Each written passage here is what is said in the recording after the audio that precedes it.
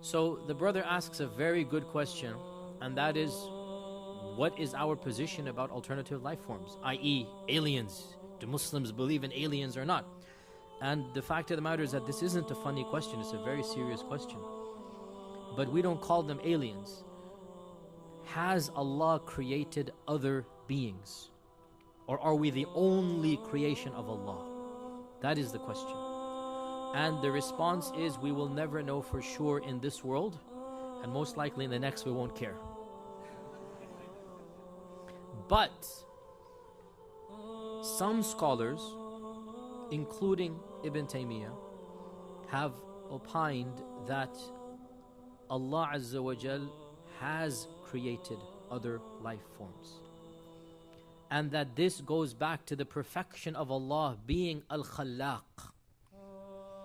Khallaq means the one who continues to create. So the notion that the only creation is us, and after we're gone there will be no other creation, it seems to suggest as if La hawla wa la quwwata illa billah, that Allah is not really creating perpetually, continuously. And Ibn Taymiyyah felt that this diminishes the majesty of Allah. That he felt that Allah subhanahu wa ta'ala has been constantly creating and will constantly continue to create to no end. And that what we know is only our world. That in our world Allah began in this manner, and there's going to be Yawm al-Qiyamah. This is our portion. There are others as well, before us and after us. Are they simultaneous to us? Ibn Taymiyyah didn't talk about that. Ibn Taymiyyah is talking about the issue of Allah always creating. But there's no negation of the fact that other worlds could be simultaneous to us, or other creations could be simultaneous. And there are many evidences that might possibly suggest this. So please don't misquote me. Don't tweet Yasir Qadhi saying there's aliens. Please, careful. Keep my reputation and others. I'm saying there is some evidence to suggest that Allah subhanahu wa ta'ala has created other creations. Whether they are before us or after us or the same time as us, the Qur'an does not mention anything. But the Qur'an might possibly suggest, is that clear? That there are other creations. It might possibly not suggest that either. What are some of the evidences? Number one, وَيَخْلُقُ مَا لَا تَعْلَمُونَ. He has created things you will never know, you don't know about. So you will never know, which means this is not something you can see. وَيَخْلُقُ مَا لَا تَعْلَمُونَ. He has created things you don't know about. And we continue to discover new species every day. That's not what Allah is talking about. Something else.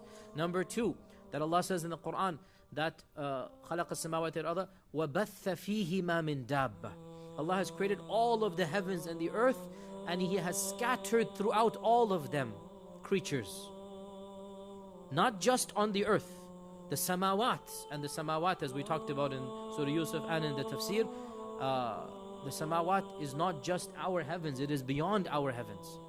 And Allah says He has scattered creatures in all of them, and if He wants to, He can gather all of them up at once, or He can gather the two of them together. وَهُوَ عَلَى جَمْعِ مِذَا يَشَاءُ قَدِيرٌ.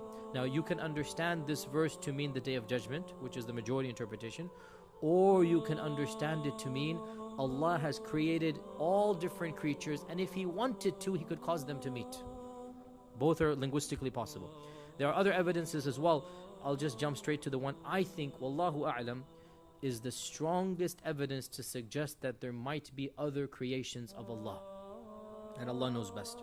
Surah Isra, where Allah subhanahu wa ta'ala says, وَلَقَدْ كَرَّمْنَا بَنِي آدَمَ وَحَمَلْنَاهُمْ فِي الْبَرِّ وَالْبَحْرِ وَرَزَقْنَاهُمْ مِنَ الطَّيِّبَاتِ وَفَضَّلْنَاهُمْ عَلَى كَثِيرٍ مِّمَّنْ خَلَقْنَا تَفْضِيلًا. We have honored the children of Adam, and we have carried them in the land and in the seas. In our times we add in the airs. And we have given them many things, and we have preferred them, humans, over many other things that we have created. Which means we have preferred some over them as well. Do you understand? وَفَضَّلْنَاهُمْ عَلَى كَثِيرٍ. We occupy a high rank according to this verse, but not the highest. You could interpret this, again, you could. All of this is ihtimalat, right? Which means, now in the world that we inhabit, who is at the top of the pyramid? I mean, in the creation, it's us. Who bowed down to us? The angels, the jinn. So then we are at the top in this world of the creation, right? Yet Allah says in Surah Isra that we have honored the children of Adam over many other things we have created. Not all. So again, these are all gray areas. So to summarize, and with this we conclude, we went way over time, the Qur'an does not explicitly claim that there are other life forms or before or after us. But a number of famous theologians, Ibn Taymiyyah has an entire section dedicated to it, and one famous non-Muslim scholar by the name of John Hoover, Jonhoover, has written an entire paper. If you have, I think it's even on PDF, Google now, just Google it. It's called The Perpetuity of Creation in the Thought of Ibn Taymiyyah. It's in English, it's in fancy schmancy academic English, but it's in English. And you just Google it, by John Hoover, The Perpetuity of Creation in the Thought of Ibn Taymiyyah. It's an entire paper where he compiles what Ibn Taymiyyah said in his evidences in simple English, well, not simple English, but in English.